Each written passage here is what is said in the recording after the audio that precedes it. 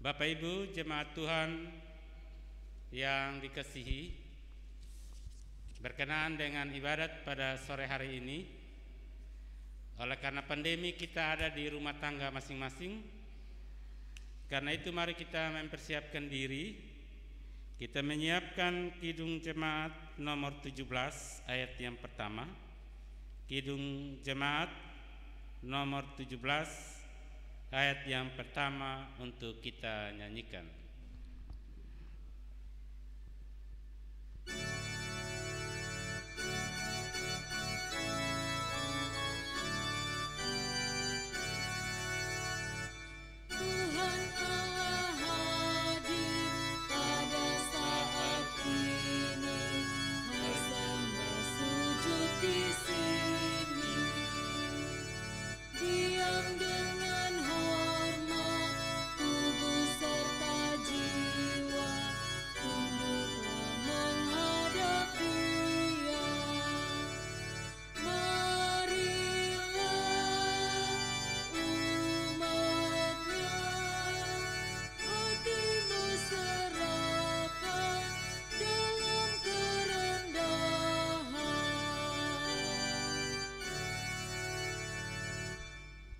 Mari kita berdoa.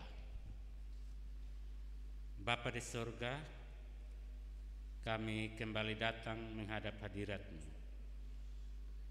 Oleh karena Tuhan telah menganugerahkan bagi kami kehidupan, sekalipun tantangan dan cobaan datang menerpa, tapi itu tidak menutup pintu rumah dan pintu hati kami untuk ada dalam ibadat rumah tangga pada sore hari ini.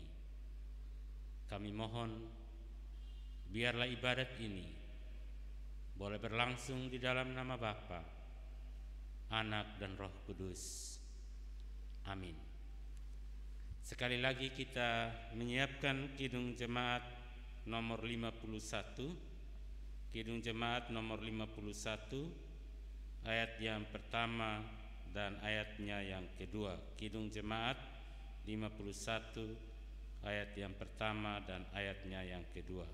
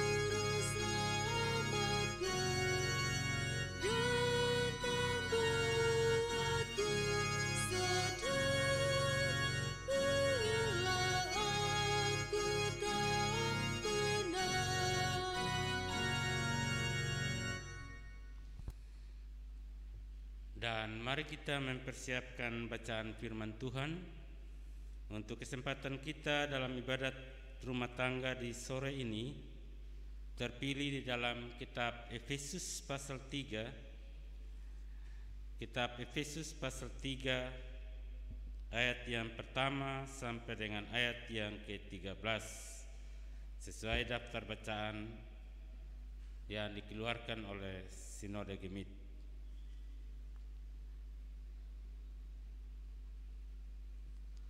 Dan mari kita berdoa sebelum membaca dan merenungkan sabda Tuhan. Bapa, kami ada di hadapan sabda-Mu, tapi Engkau tahu situasi hidup kami masing-masing. Walaupun kami hanya menyapa segenap jemaat-Mu melalui media online, tapi kami percaya Bapa bahwa Engkau hadir di tengah-tengah hidup anak-anak-Mu sekalian. Berkati kami dengan hikmat-Mu Bapa, supaya bagian firman-Mu yang kami baca, kami dengar dan kami renungkan ini boleh mendapat tempat di dalam hidup kami dan menolong kami untuk terus bersyukur dan berserah kepada Dikau ya Bapa. Di dalam nama Yesus Sang Firman hidup kami datang dan berdoa. Amin. Efesus pasal 3 ayat 1 sampai ayat 13 demikian bunyinya. Rahasia panggilan orang-orang bukan Yahudi. Itulah sebabnya aku ini Paulus, orang yang dipenjarakan karena Kristus Yesus, untuk kamu orang-orang yang tidak mengenal Allah.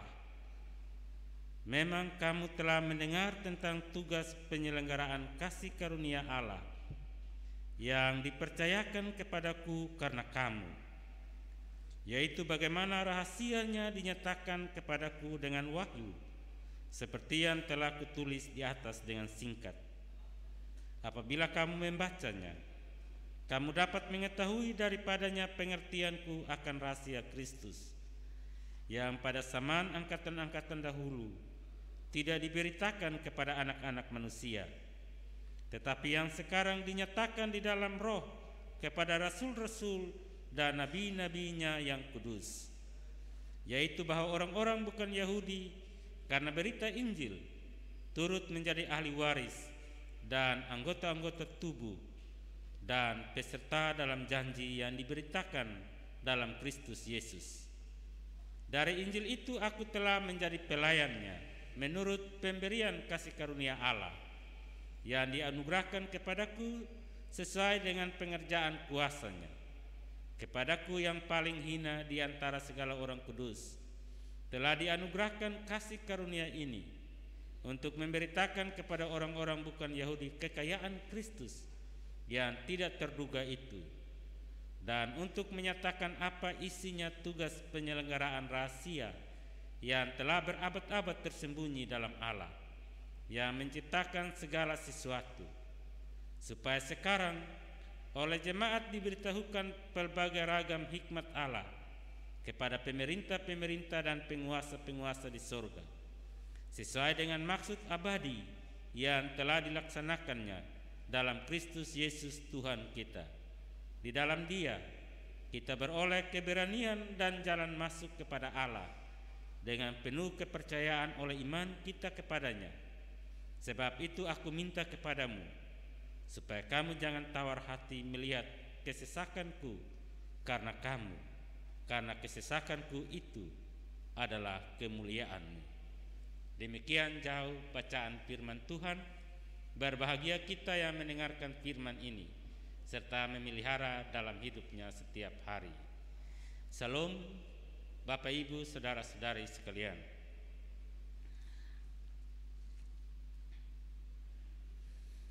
Bacaan kita di bawah tema rahasia panggilan orang-orang bukan Yahudi. Dan dari ayat pertama sampai dengan ayat yang ke-13, saya pilih satu tema khusus untuk kita renungkan pada sore hari ini dalam ibadat rumah tangga, yaitu rahasia keselamatan. Kalau kita melihat bacaan kita Bapak Mama, saudara-saudari, maka bacaan kita dia berbicara tentang panggilan keselamatan bagi orang-orang yang bukan Yahudi, bahwa panggilan keselamatan terhadap orang-orang yang bukan Yahudi itu sebuah rahasia. Jadi bukan jemaat Efesus saja, tapi termasuk kita yang ada sekarang di sini, karena kita ini bukan orang Yahudi, bahwa bagi kita bersama jemaat Efesus ada rahasia terhadap keselamatan yang diberitakan. Kemudian Paulus sendiri menunjuk dirinya sendiri sebagai saksi yang hidup, bagaimana dia orang Yahudi tapi diutus untuk pergi kepada jemaat-jemaat yang bukan Yahudi, supaya mereka juga menerima anugerah keselamatan. Dan kalau Paulus bilang bahwa keselamatan bagi kita yang bukan Yahudi itu sebuah rahasia, sebagaimana yang tercatat dalam ayat yang kedua dan ayat yang ketiga, saya bacakan. Memang kamu telah mendengar tentang tugas penyelenggaraan kasih karunia Allah yang dipercayakan kepadaku karena kamu, yaitu bagaimana rahasianya dinyatakan kepadaku dengan wahyu, seperti yang telah kutulis di atas dengan singkat. Jadi kalau Paulus bilang rahasia keselamatan itu ditulis dengan singkat, nah itu ada di mana?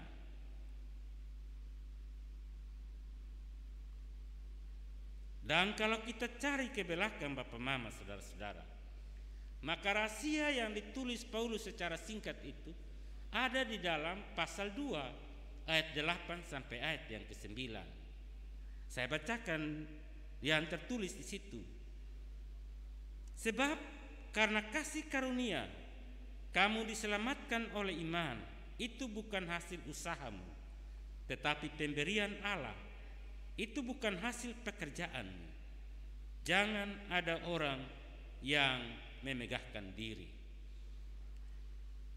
Artinya bahwa kita yang bukan orang Yahudi, kita diselamatkan itu bukan karena kehebatan kita, itu bukan karena kita layak, bukan karena kita punya prestasi yang kuat. Tidak. Kita selamat karena kasih karunia Allah semata-mata. Kasih karunia itulah yang mengerjakan iman di dalam kita. Tuhan mau berbaik hati dengan kita. Dia tidak ingin kita tetap tinggal di dalam dosa. Dan karena itu dasar bagi keselamatan kita adalah anugerah Allah. Iman kita adalah pemberian cuma-cuma yang Allah berikan kepada kita. Jadi kalau kita mau membahas mendetail tentang rahasia keselamatan yang Paulus sebut dalam ayat 2 dan 3 tadi, yang tercatat di dalam pasal 2 ayat 8 sampai ayat 9, maka penjelasan mendetail tentang itu sebenarnya ada di dalam kitab Roma pasal 9, pasal 10 dan pasal yang ke-11. Roma pasal 9 sampai pasal yang 11. Secara khusus saya kutip satu ayat dalam pasal 11 ayat yang ke-17. Di situ Paulus katakan bahwa orang-orang bukan Yahudi itu seumpama ranting dari pohon zaitun liar yang tumbuh di padang dan tidak terurus. Tetapi karena Allah berkasih karunia dan tidak ingin ranting-ranting itu merana, maka Tuhan Allah memotong beberapa ranting dari pohon zaitun asli. Ranting-ranting yang dipotong itu menunjuk kepada orang-orang Yahudi, supaya di tempat itu ranting zaitun liar dapat dicangkokkan dan ikut menikmati getah penuh minyak dari akar pohon zaitun. Itu sebabnya Bapak Mama, saudara-saudara, keselamatan yang Paulus tulis dalam kitab Efesus pasal 2 ayat 8 dan 9 berkata, janganlah ada orang yang memegahkan diri. Bapak Mama, saudara-saudara yang dikasihi, rahasia keselamatan dan iman kita itu adalah pada kasih karunia Tuhan. Kalau kita berdosa dan akhirnya kita dijadikan anak-anak Allah, itu semata-mata karena anugerah. Karena kita tidak boleh, karena itu kita tidak boleh menyombongkan diri atau menganggap kita lebih baik dari orang lain, atau mengkafirkan orang yang belum hidup dalam iman, termasuk orang-orang Yahudi.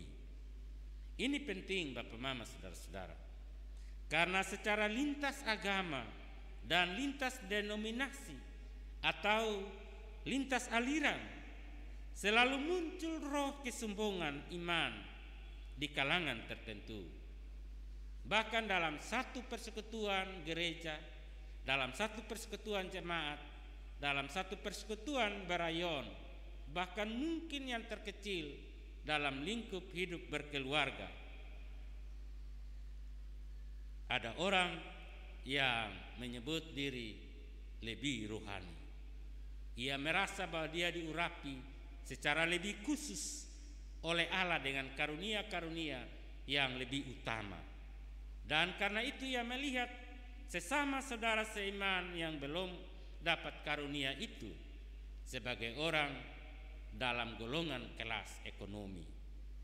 Dan cara berpikir seperti ini menunjukkan bahwa yang bersangkutan bukan saja belum hidup dalam kasih karunia, tapi juga mempertanda betapa dangkalnya pemahaman terhadap firman Allah. Dia menganggap lebih baik dari orang percaya lain. Dia merasa dia lebih berjasa dan punya prestasi istimewa di hadapan Tuhan. Dan karena itu Paulus katakan dengan terus terang dalam bacaan kita bahwa rahasia keselamatan kita yang bukan orang-orang Yahudi, bukan pada jasa dan prestasi kita, tapi pada kasih karunia Allah. Kita memang harus berbuat baik, kita memang harus hidup kudus, kita juga harus berdoa dan tekun membaca Alkitab. Tetapi semua itu bukan supaya kita beroleh keselamatan, tidak, melainkan sebagai bentuk hidup dalam pengucapan syukur karena kita telah diselamatkan oleh Tuhan. Dan sayang sekali Bapak Mama, saudara-saudara, banyak kali orang-orang yang percaya belum menyadari akan hal ini. Mereka sudah diselamatkan, tetapi hidupnya tidak dijalani dalam bentuk pengucapan syukur.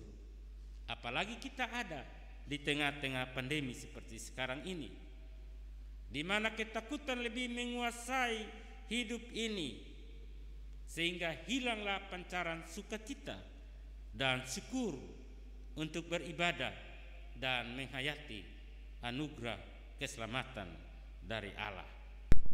Keselamatan yang sudah kita peroleh secara cuma-cuma itu mestinya membuat kita melihat pandemi ini sebagai sebuah ujian bagi iman kita, supaya kita saling tolong menolong dalam menguatkan dalam doa dan dalam ibadah. Akan menjadi sesuatu yang salah jika atas nama pandemi kemudian kita juga membuat relasi dengan Tuhan, sang sumber keselamatan dan anugerah itu, menjadi renggang dan tidak berpaut lagi. Bapak Mama, saudara-saudara semua yang diberkati, firman Tuhan dalam ibadat rumah tangga secara online sore ini mengingatkan kita tentang hidup dalam pengucapan syukur sebagai jawaban atas keselamatan yang sudah kita terima secara cuma-cuma dari Allah. Hidup mengucap syukur artinya jangan membiarkan ketakutan menghantui kehidupan dan keselamatan yang sudah kita peroleh. Tapi hiduplah dalam kerendahan hati, mencukupkan diri dengan apa yang ada. Teruslah giat melayani sesama, bukan karena berharap supaya akan dapat apa-apa atau nanti supaya apa-apanya, tidak, melainkan karena kita sudah lebih dahulu dilayani oleh Tuhan dengan keselamatan. Marilah kita berjuang untuk mewujudkan hal itu di tengah-tengah pandemi ini dalam hidup, karya, dan tugas-tugas keseharian kita mulai sekarang sampai selama-lamanya. Amin.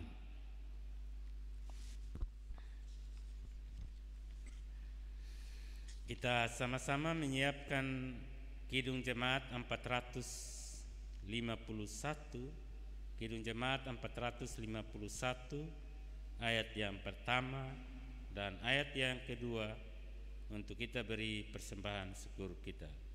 Kidung Jemaat 451.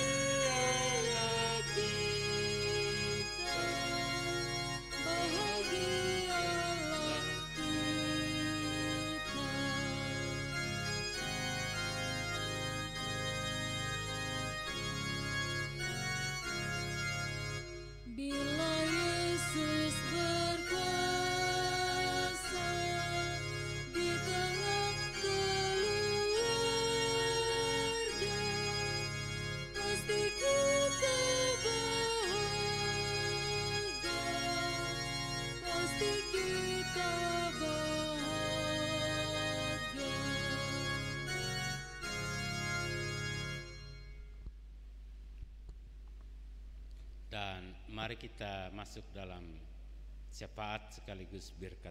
Mari kita berdoa. Bapa di surga, kami menghadap hadirat-Mu, seraya kami memohon kiranya Tuhan terus memberkati kami dengan bagian sabda-Mu di tengah-tengah kehidupan dan pergumulan untuk keluar dari pandemi COVID yang mengancam kehidupan ini Bapa. Kami percaya Tuhan bahwa kuasa-Mu sungguh lebih besar dari segala-galanya, dan kami hanya berserah dalam tangan. Kami juga menyadari Bapa bahwa walaupun kami bukanlah Zaitun asli, bukanlah orang Yahudi asli, tetapi Tuhan melalui Rasul Paulus boleh menganugerahkan bagi kami secara cuma-cuma keselamatan, supaya janganlah kami tetap tinggal di dalam dosa, dan janganlah kami tetap ada dalam bayang-bayang ketakutan, tapi Tuhan terus menolong memberkati kami dan menyelamatkan kami senantiasa untuk bersyukur hanya kepada Diko ya Bapa. Kami percaya Tuhan bahwa Allah memberkati segenap anak-anak-Mu sekalian yang sementara mengikuti ibadat rumah tangga secara online di rumah tangga masing-masing. Bahkan anak-anak Tuhan yang lain yang juga ikut bersama dalam ibadah online ini. Apapun pergumulan hidup anak-anak-Mu sekalian Bapa, kami tetap taruh dalam tangan pengasihan. Allah terus menopang menolong, dan biarlah dalam hikmat-Mu kami menyadari bahwa keselamatan-Mu sungguh indah bagi kehidupan ini ya Bapa. Secara khusus kami berdoa untuk 8 kakak dalam 8 rayon yang telah memberi diri untuk ada dalam ibadat pada sore hari ini. Kami berdoa bersama Bapak Melkias Nomleni dalam rayon Getsemani, Bapak Stefanus Bekak bersama keluarga di rayon Bukit Sion, Bapak Paulus Panggidae bersama keluarga di rayon Ebenezer, Bapak Max Manafe bersama keluarga di jemaat di rayon El Roi, Ibu Filipin Adu Pelokila bersama jemaat dan keluarga di rayon Nazaret, Bapak Sakarias Besi bersama keluarga dan jemaat di rayon Bethesda, Bapak Yermias Fa'a bersama keluarga dan jemaat di rayon Bethlehem, Bapak Samuel Leba bersama keluarga dan jemaat di rayon Genesaret. Tuhan, jamah dan berkati kehidupan anak-anak-Mu sekalian. Kami tidak tahu apapun pergumulan yang sementara mereka hadapi, tapi kami percaya Bapa bahwa tangan berkat-Mu senantiasa memberkati anak-anak-Mu sekalian. dalam gumul, berilah jalan keluar Bapa. Dalam berbagai tantangan hidup, biarkan kuasa-Mu melingkupi kehidupan mereka, dan bawalah mereka senantiasa untuk berjalan dalam terang-Mu Bapa, supaya hikmat dan rahasia demi rahasia dari kehidupan ini Tuhan terus buka bagi kehidupan mereka. Bersama anak-anak Tuhan yang lain yang juga bergabung bersama-sama sementara mengikuti ibadah di rumah tangga keluarga ke-8 keluarga ini, Tuhan berkati hidup dan pergumulan-pergumulan yang dialami. Bapa di surga, kami juga berdoa bersama 8 rayon yang lain, rayon Betania, Galilea, El Shaddai, Immanuel, Tiberias, Golgota, Kalvari, dan Betel. Kami percaya Bapa bahwa tangan kasih-Mu terus menopang dan memelihara anak-anak-Mu sekalian.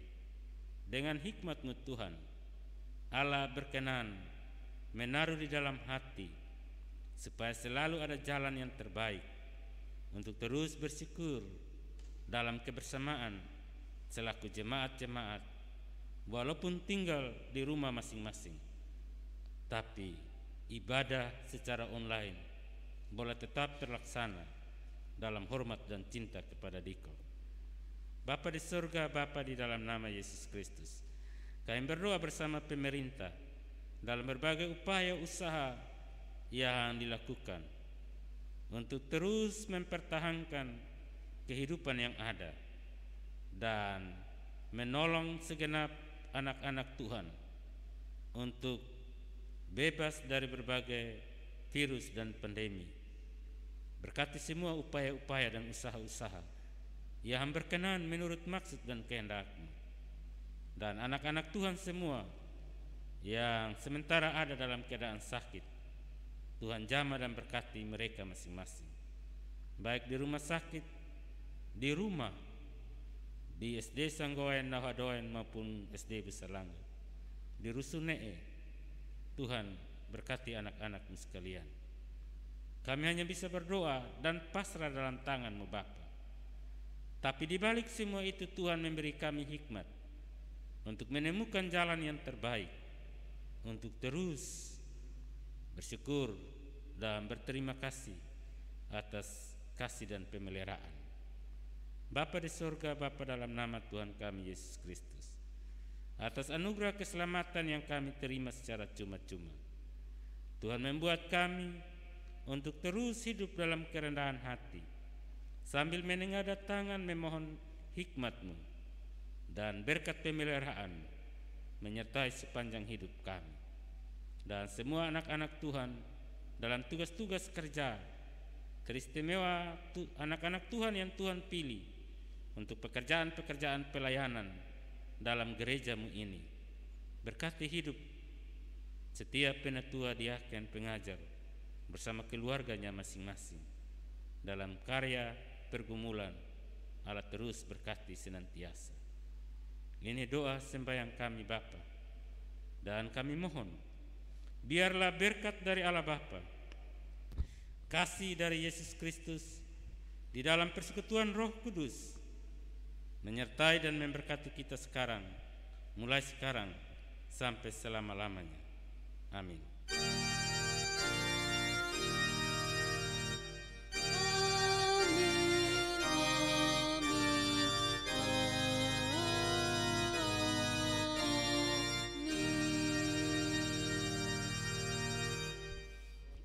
Salam, Bapak Mama, saudara-saudara semua, ibadat rumah tangga telah selesai dan jangan lupa untuk tetap menjaga imun tubuh, banyak beristirahat, dan jangan lupa dengan 5M, 6M yang ada, supaya dengan demikian kita tidak saja menjaga tubuh sebagai gambar dan ciptaan Allah, tapi juga kita memelihara kehidupan yang Tuhan anugerahkan bagi kehidupan kita sekalian.